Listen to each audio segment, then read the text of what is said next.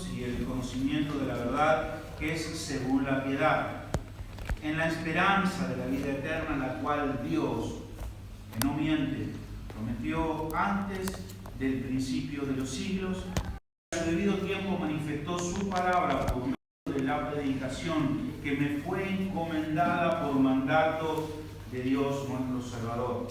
A ti, verdadero Hijo en la común fe, gracia, misericordia y paz y del Señor Jesucristo nuestro Salvador. Amén. Tome asiento allí.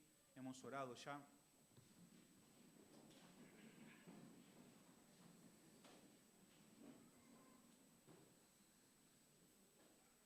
Esta carta es una carta dirigida a un joven pastor llamado Tito, así como fue la epístola a Timoteo. Recuerdan que antes de comenzar en esta serie terminamos la epístola del apóstol Pablo a Timoteo y también se dirige de esta manera como su discípulo.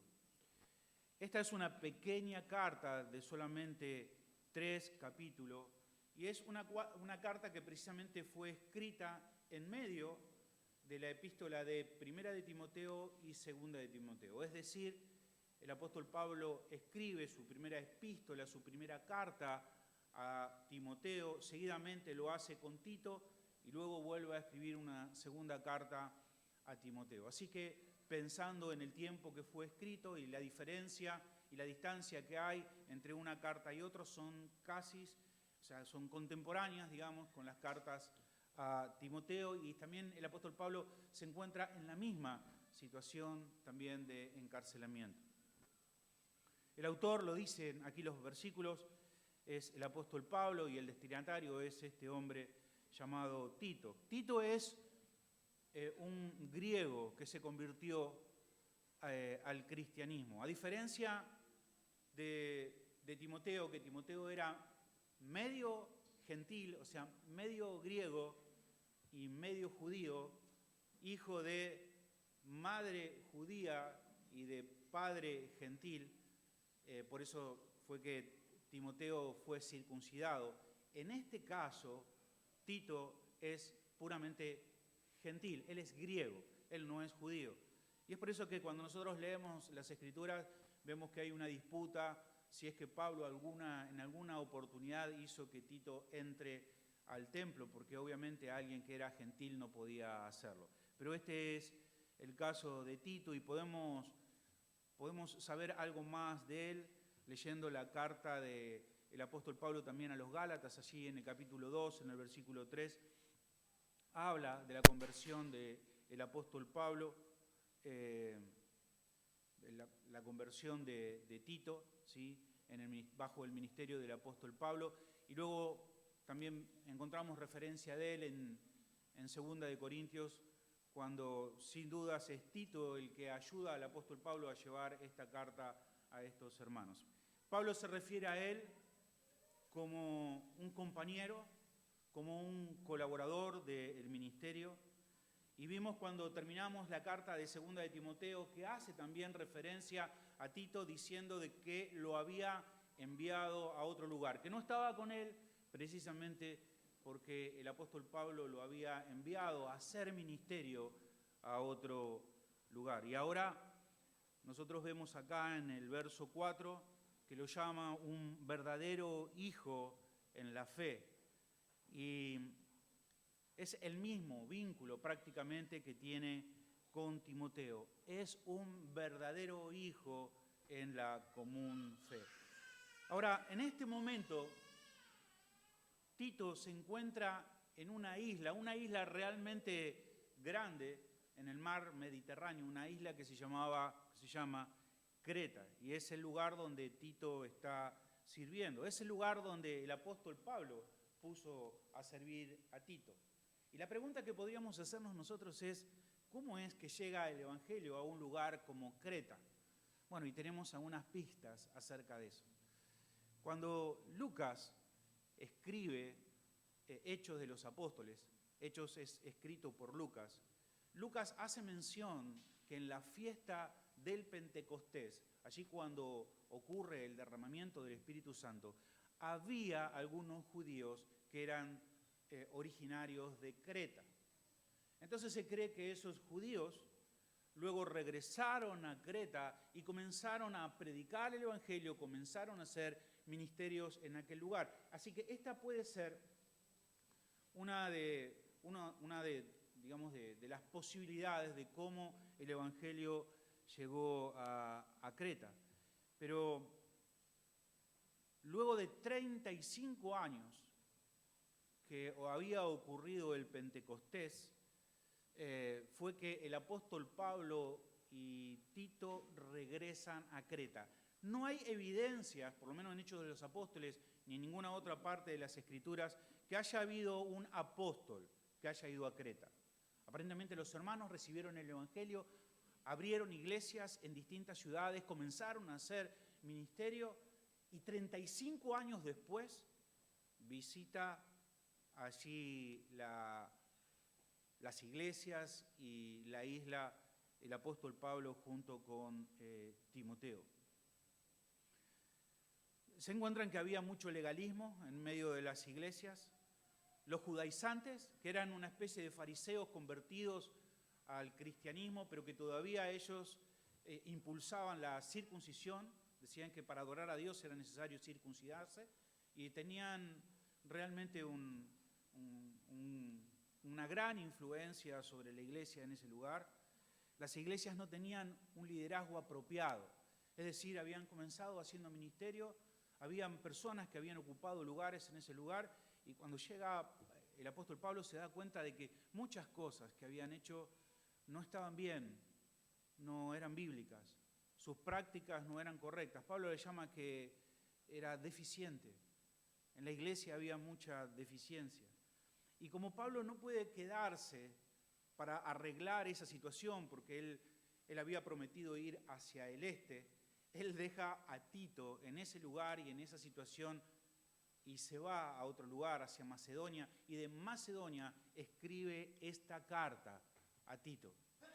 Se la envía para decirle lo que él debe hacer. Así que este es más o menos el carácter de la carta. Le dice a Tito en el versículo 5, dice, yo te dejé con este propósito, y le dice cuáles son los propósitos. Le dice, para que corrijas lo deficiente. Esta palabra deficiente puede significar lo que falta. Habían comenzado, tenían el Evangelio, eran creyentes, pero las iglesias tenían muchas deficiencias. Entonces le dice que lo deja allí para que corrija lo deficiente y para que establezca liderazgo, para que establezca pastores, para que establezca líderes. Así que este es el contexto de esta carta y yo me imaginaba el tamaño de esta tarea, ¿no? De quedarse Tito en ese lugar con estas indicaciones del apóstol Pablo y decir, o sea, ve a cada iglesia en cada ciudad y corrige lo que está mal, porque no tienen un buen liderazgo, la iglesia no está bien constituida, entonces tú tienes que ir y tienes que corregirlo. Y esto, hermanos, nos recuerda a nosotros que para plantar una iglesia es necesario más que buenas intenciones. No alcanzan las buenas intenciones. Se necesita más que solamente personas que estén dispuestas a congregar. Es más que tener un espacio para poder congregarnos. Es más que solamente tener, un músico, alguien que predique, alguien que acomode las sillas, alguien que levante la ofrenda. No, es mucho más, se necesita mucho más que eso. Algunas personas dicen, ok, somos una iglesia, ¿por qué? Y bueno, porque tenemos el que canta, tenemos el que lee la palabra, tenemos el que predica, ya estamos listos, somos una iglesia. No, una iglesia es mucho más que eso. Es mucho más que eso. Podemos tener todo eso y aún no ser una iglesia. Se necesita más que solo personas, se necesita más que solo tener un lugar. Se pueden hacer muchas cosas en el nombre del Señor, pero créame, se pueden hacer muchas cosas, pero mal. Mal. Y no siempre algo que perdura en el tiempo está bien hecho. Hay muchas cosas que pueden perdurar, en este caso 35 años. No se puede imaginarse, llega Tito ahí, entra a la iglesia y está ya todo estructurado. Ya está, no sé, el hermano Cleto que toca el sofá, ¿no? Y él toca el sofá, hace 35 años que está ahí. Y hay testimonios que se sanaron los hermanos porque el hermano Cleto tocaba el sofá, el hermano Pancho, no sé, él tiene el ministerio de la chacarera santa y la hermana Leticia es la que está a cargo de la iglesia. Hace 35 años, pero está mal y hay que corregirlo. No significa que porque algo permanezca mucho tiempo esté bien. Eran hermanos, eran creyentes, con buenas intenciones, pero no son suficientes las buenas intenciones. Y esto es lo que nosotros vemos en estos pasajes. Hay iglesias que tenían mucho tiempo predicando el Evangelio, haciendo ministerio, pero estaban en el error. Ellos podían seguir con sus carteles, por decirlo de alguna manera, no sé si lo tenían o no, es decir, seguir con sus ministerios abiertos, pero estaban haciendo una iglesia a su manera, a su forma. Habían hecho una iglesia a su gusto. Y ahora, ¿cuál es el propósito de esta carta? Bueno, es una carta muy corta, muy cortita. Cuando nosotros pensamos en esto, en 3 capítulos, pensamos por qué el apóstol Pablo no le dijo estas cosas en un rato o en el viaje a Tito. Le dijo, mira, hay que cambiar esto, hay que hacer esto, hay que hacer esto. No, le envía una carta. La carta no solamente es para recordarle a Tito lo que tenía que hacer. La carta es un respaldo de autoridad.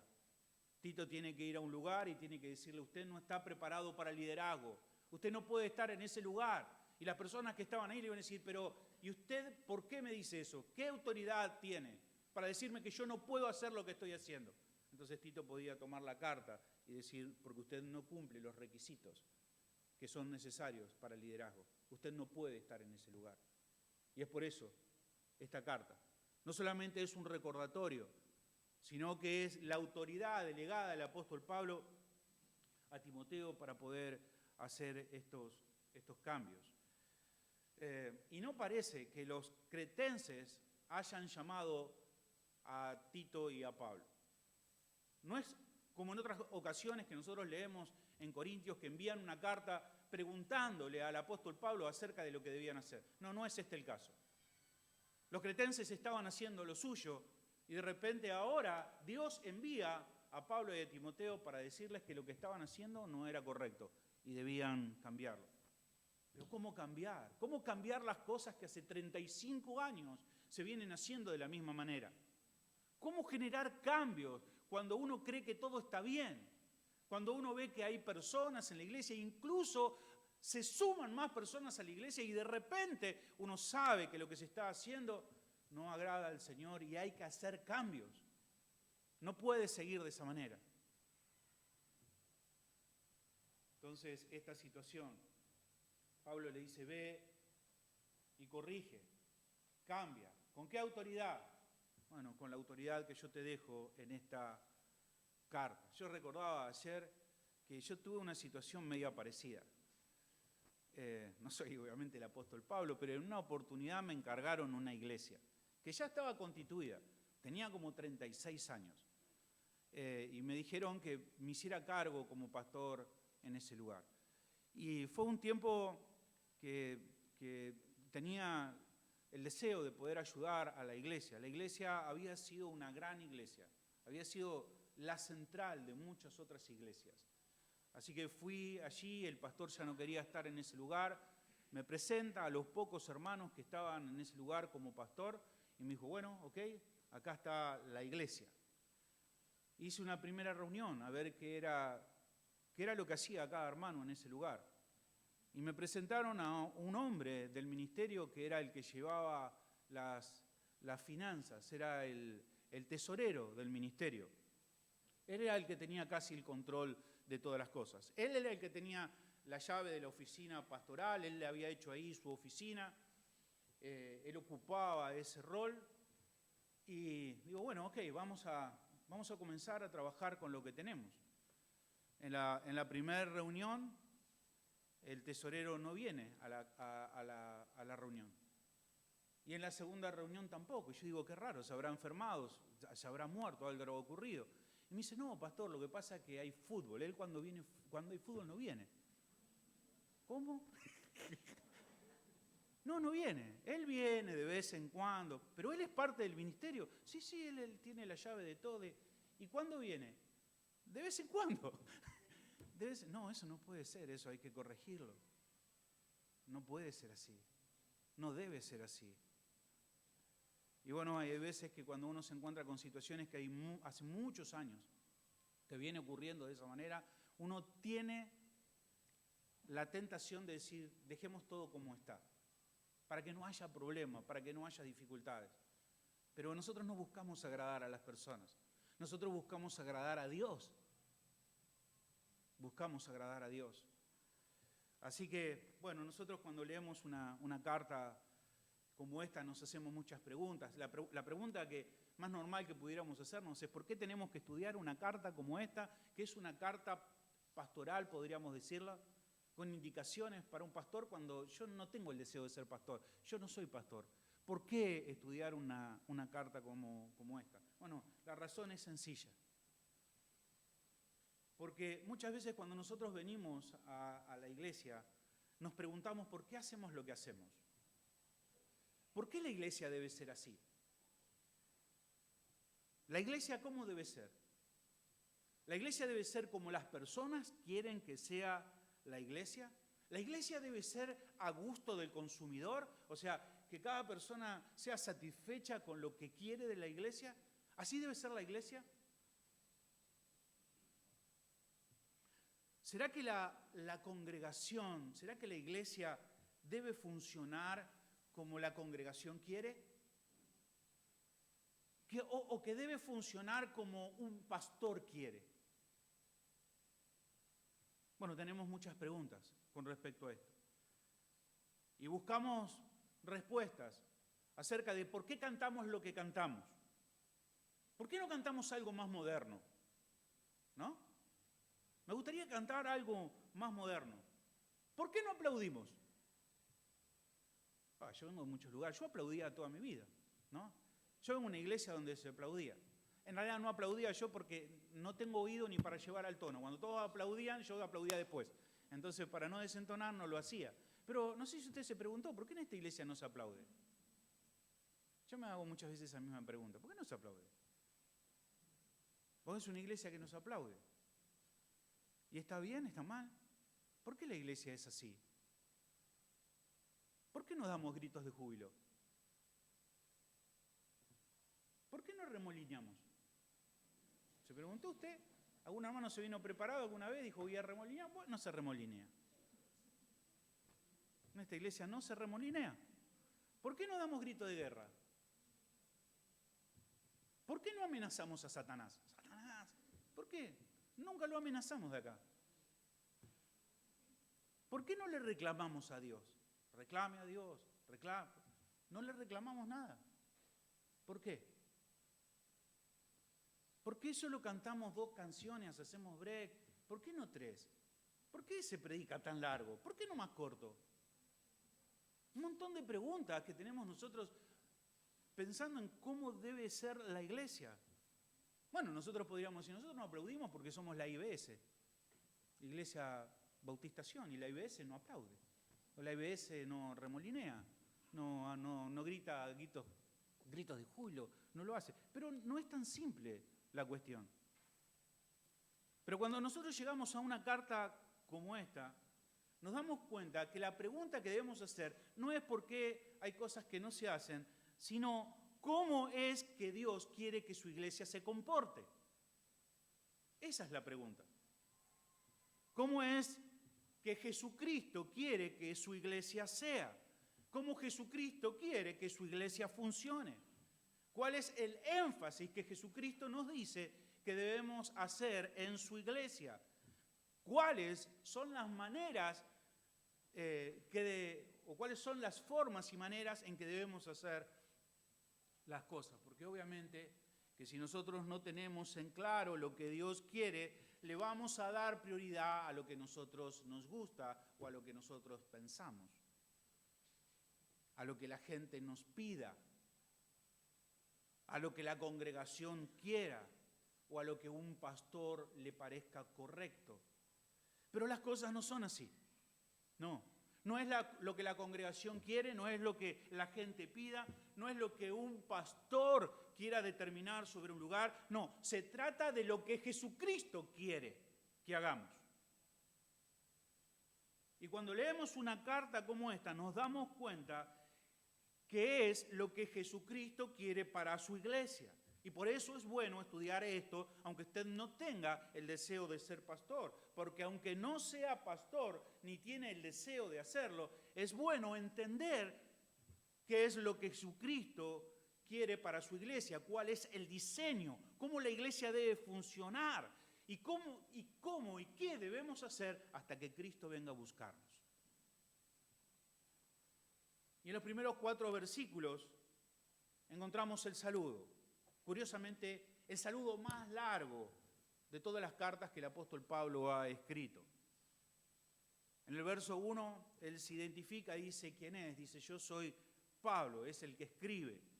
Y dice que es siervo de Dios y apóstol de Jesucristo. Y esto es hermoso. Me gusta mucho, mucho la vida del apóstol Pablo. Me gusta mucho cómo él expresa su rol. Y él dice, yo soy un siervo.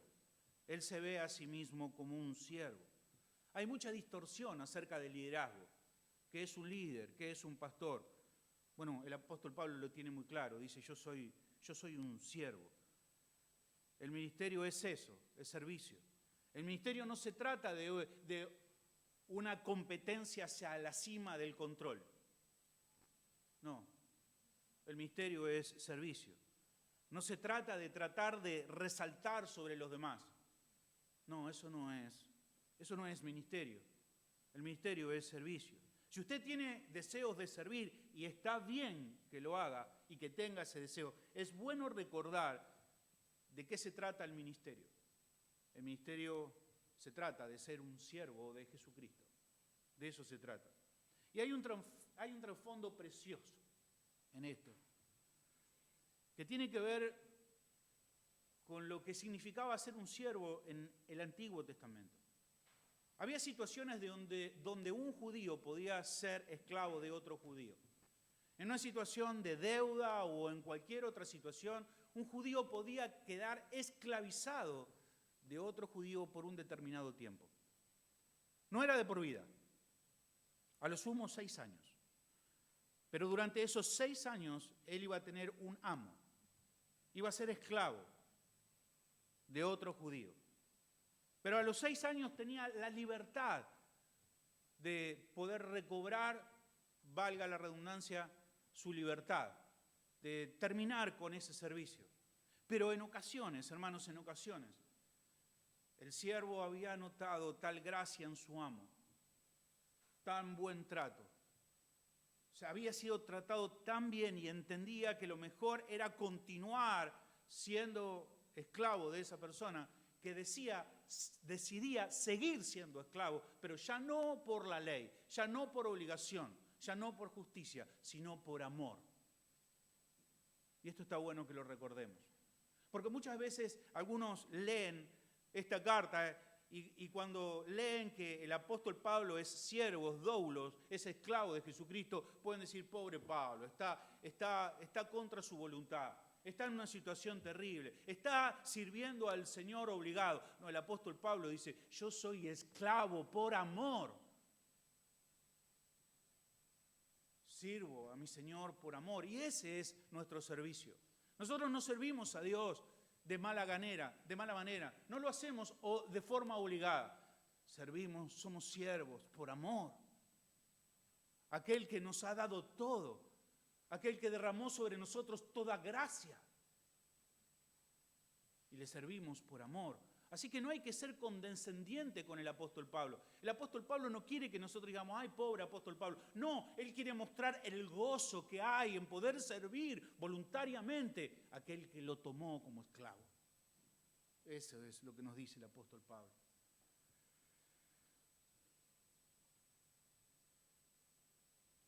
Cada vez que el apóstol Pablo menciona esto, nos recuerda esta situación.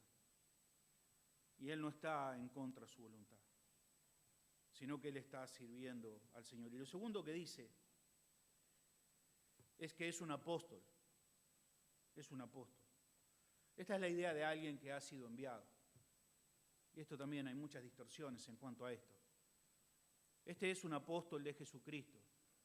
A veces cuando nosotros leemos el libro de los Hechos y leemos que Bernabé era un apóstol, algunos dicen, ves que puede haber más apóstoles que los 12 apóstoles.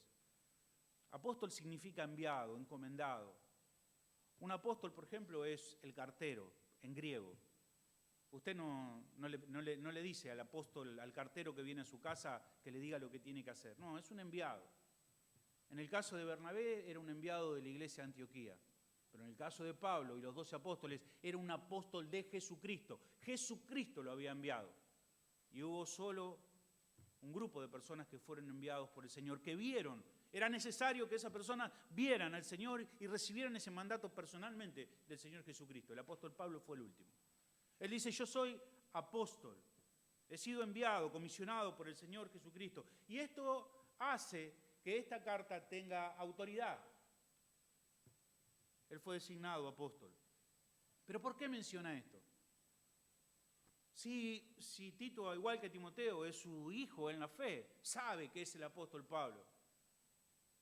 ¿Para qué poner en la carta una salutación tan larga diciendo Pablo siervo y apóstol de Jesucristo, enviado de Jesucristo? Es que el apóstol Pablo sabe de que esto tiene que ver con la vida de la iglesia. Esta es una carta que no solamente la leerá Tito, sino que será una carta que será leída a todas las iglesias y será el instrumento de cambio para que otros corrijan lo que están haciendo. Por eso es que dice apóstol de Jesucristo. Ahora, ¿cómo era el ministerio de Pablo? ¿Cómo era su servicio? Versículo 1. Pablo, siervo de Jesucristo y apóstol. Dice, su ministerio era conforme a la fe de los escogidos. El ministerio de Pablo tenía un objetivo con un determinado grupo de personas, que eran aquellas que habían sido escogidas, para el beneficio de ellos. Y lo primero que dice que es conforme a la fe de ellos. Pablo fue llamado a servir gente que Dios salvó y que Dios estaba salvando. El apóstol Pablo, dije Pablo, no dije Pedro, porque si le erro, díganme, ¿no? El apóstol Pablo. Pablo predicaba para que los que habían creído tuvieran una fe sólida en su crecimiento. Al igual que nosotros, hermanos. Alguien nos predicó, creímos y pasamos a ser parte de la familia de Dios. Estábamos en tinieblas, estábamos alejados, éramos enemigos de Dios, pero luego comenzamos a crecer en la fe. Y habiendo estado separados, tuvimos esperanza, tenemos esperanza. Pero si usted hoy está en esta situación que está lejos, quiero decirle que no es necesario que continúe de esa manera. Jesucristo ha resuelto nuestro pasado, el pecado que nos separaba de Dios. Él lo resolvió enviando a nuestro Señor Jesucristo. Este es el evangelio que Pablo predica y esta es la verdad que es proclamada a los escogidos. Y si tú estás aquí, sepa que también hay esperanza para vos, que puedes responder al llamado, a este llamado. Pero no solamente dice que es según o conforme a la fe de los escogidos, sino para que la verdad según la piedad también sea proclamada. El conocimiento de la verdad, hermanos, produce piedad. Un poquito de agua. El conocimiento de la verdad produce piedad. O sea que el conocer la verdad produce salvación. Si alguien no escucha la verdad, no puede ser salvo. Nadie puede ser salvo si no escucha el Evangelio. Solo el Evangelio tiene poder para traer a una persona de la muerte a vida espiritual. La verdad produce vida, produce salvación, pero la verdad también tiene el propósito de producir cambios. La sana doctrina está conectada a vidas santas. Nosotros no podemos decir, muchísimas gracias, nosotros no podemos decir que somos una iglesia de sana doctrina cuando nuestras vidas no son santas. La sana doctrina está conectada a vidas santas, y esto es muy importante. Cuando conocemos la verdad del Evangelio, esta verdad va a transformar nuestras vidas, nuestra forma de pensar, nuestra forma de actuar. Nadie puede decir que cree en las verdades del Evangelio y seguir viviendo como vivía antes. No puede ser. ¿Por qué? Porque la sana doctrina está conectada con la vida santa, con la piedad. La palabra, la verdad, transforma nuestras vidas. Y eso es lo que nos muestra que somos verdaderos creyentes. Habla de piedad, esto tiene que ver con una vida que es conforme a Jesucristo. Dios no solamente quiere salvarnos, Dios quiere transformarnos. Quiere transformar nuestras vidas. Quiere que tengamos una vida distinta. ¿Recuerdan cuando estábamos terminando la epístola de segunda de Timoteo, que hablamos de Demas? Dice el apóstol Pablo, Demas me ha dejado amando a este mundo. ¿Recuerdan que hablamos acerca de eso? Recuerden esto, el amor nos transforma, el amor por las cosas nos cambia. El amor por el mundo nos cambia, el amor por las cosas del mundo cambió a Demas, lo transformó. El amor cambia a las personas. Pero el amor por Dios también nos transforma, nos cambia. El amor por el mundo transformó para mal a Demas, pero el amor hacia Dios nos transforma para bien. Lo tercero está en el verso 2. Dice, en la esperanza de la vida eterna, la cual Dios, que no miente, prometió desde antes del principio de los siglos. La esperanza de la vida eterna es la fe que nos rescató, es esta fe que ha resuelto nuestro pasado. Es esta fe que no solamente nos salvó, sino esta fe que nos transforma. Y no solamente nos está transformando hoy, sino que también nos ha dado una esperanza. De esto es lo que nos habla el apóstol Pablo, de la esperanza que nosotros tenemos en Jesucristo. Y esto tiene que ver con el futuro, ¿no? No solamente con que se ha resuelto nuestro pasado, que nuestro presente está siendo transformado, sino que tenemos una esperanza futura, un gran futuro. Y no es porque lo merezcamos ninguno de nosotros. Esto no es una cuestión de méritos, no, es una cuestión de gracia. Pensamos, hoy en realidad pensamos en muchas cosas que a veces son muy pasajeras y superfluas, y pensamos muy poco en la vida eterna. Pensamos mucho en el ahora, en el hoy, en el ya, y muy poco en nuestro futuro, en la esperanza que tenemos en el Señor. Pero cualquier cosa, hermano, que estés viviendo hoy, recuerda que es temporal. Cualquier cosa. Si estás pasando por una dificultad, si estás pasando por un problema, recuerda que ese problema o esa dificultad tiene una fecha de caducidad. ¿Vio cuando va al supermercado y usted agarra algo y tiene una fecha de vencimiento? Bueno, tu dificultad tiene una fecha de vencimiento. Pero lo bueno que estás pasando también tiene una fecha de vencimiento. Todo es perecedero. Todo va a pasar. Pero a veces nos preocupamos y tenemos simplemente nuestra atención puesta sobre las cosas que son pasajeras. Y dice el versículo 3, que a su debido tiempo manifestó su palabra por medio de la predicación que me fue encomendada por mandato de Dios nuestro Salvador. Ok, la fe que nosotros tenemos, el evangelio que nosotros tenemos, que le fue encomendado al apóstol Pablo para predicar, eso fue lo que nos trajo a la vida y nos puso en este lugar, en el cuerpo de Cristo. Dice, por mandato de Dios nuestro Salvador. Eso es lo primero que es nuestro Señor. Dios es nuestro Salvador. Hay muchas distorsiones de quién es Dios, pero por sobre todo Dios es nuestro Salvador. Es lo que necesitamos. Necesitamos un Salvador. No necesitamos un coach para que nos diga cómo podemos mejorar, cómo podemos hacer con tal cosa, cómo podemos resolver tal cosa. No, principalmente lo que necesitamos es un Salvador. Sí, Dios puede ayudarnos a ser mejor papá, mejor mamá, mejor hijo, mejor empleado, mejor esposo, esposa. Sí, el Señor puede ayudarnos a eso, pero principalmente Dios es nuestro Salvador. Esa es nuestra verdadera necesidad. Y tenemos un Dios que es Salvador. ¿Por qué? Porque había algo que nos separaba de Dios, que ningún coach podía remediarlo. Estábamos separados de Él. Y Dios no nos dejó, no nos abandonó, no nos dejó en silencio o sin palabras. No, Él en su gran compasión envió a su Hijo. ¿Por qué? Porque usted y yo lo necesitábamos. Necesitábamos un Salvador, necesitábamos ser salvados. Por eso el apóstol Pablo dice que Él es un Dios salvador. Versículo 4, y ya terminando, concluyendo. Dice a Tito, verdadero hijo en la común fe, gracia, misericordia y paz de Dios Padre y del Señor Jesucristo, nuevamente, dice aquí, nuestro Salvador.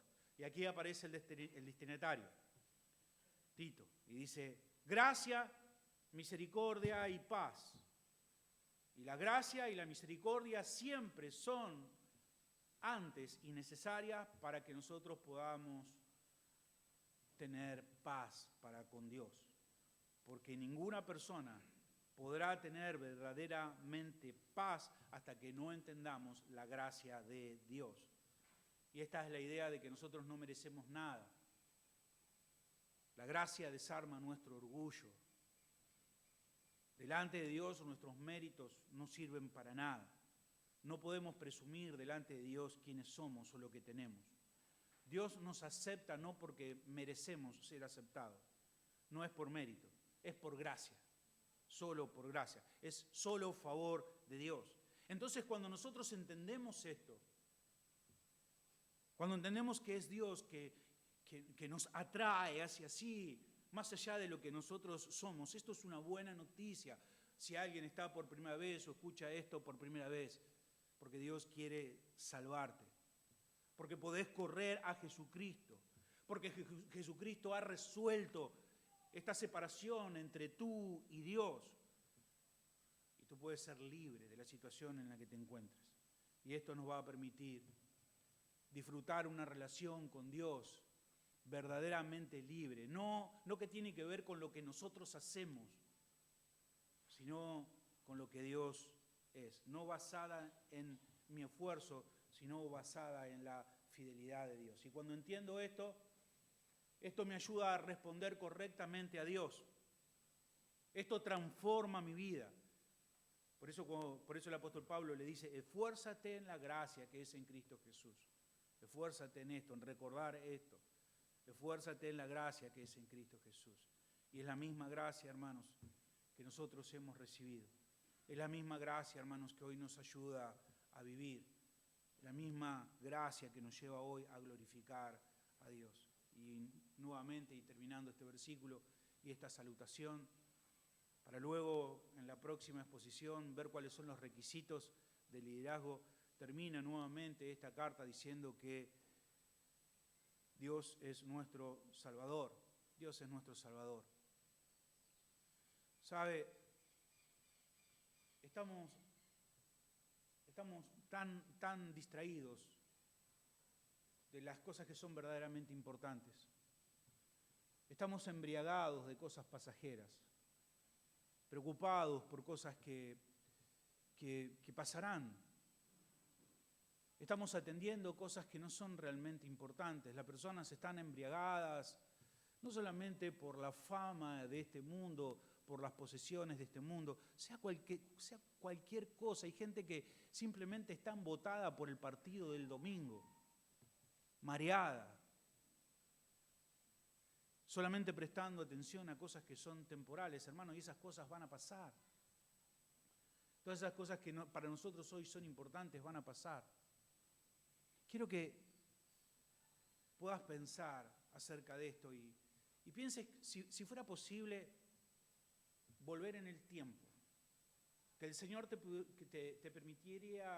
permitiera volver. Le voy a pedir a los hermanos de la alabanza que estén pasando, porque luego vamos a participar. Ya veo a Nasa que se preparó ahí, está en el puesto de batalla, así que le voy a pedir. ¿Usted también quiere pasar a cantar? Pase nomás, no hay problema. No termine todavía. Piense esto, hermano. Piense que pudiera usted volver en el tiempo a la trágica mañana del 11 de septiembre del 2001. ¿Recuerdan la tragedia, la terrible y trágico suceso de las Torres Gemelas? El atentado del 9/11. Nosotros tuvimos la oportunidad de pasar por ese lugar. Entramos, hay todo un recorrido y cuando uno comienza a pasar por ese lugar, se empiezan a reproducir voces, relatos, situaciones que estaban ocurriendo en ese momento, en ese lugar. Es estremecedor. Usted entra a un lugar y ve como si estuviese en ese lugar las cosas que están aconteciendo o las cosas que van a acontecer. Pero imagínese que Dios le permitiera a usted volver en el tiempo y pudiera de alguna manera estar contemplando lo que ocurre. Las Torres Gemelas. Edificios soberbios en la manzana ahí de Nueva York, la manzana de las luces. Las personas apuradas para entrar, dejando sus autos nuevos, preocupadas en su futuro. Pudiera usted quizá ir del piso 93 al piso 99, en 15 minutos va a chocar un avión de American Airlines a 700 kilómetros por hora y va a barrer prácticamente a toda persona que está en el lugar.